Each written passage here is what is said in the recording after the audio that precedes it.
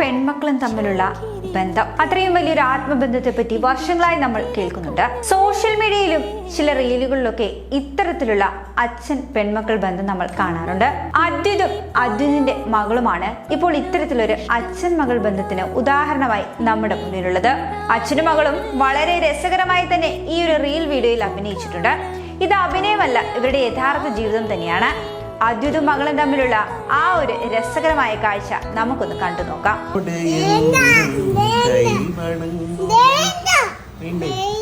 വേറെ പാട്ട് പാട്ടെ.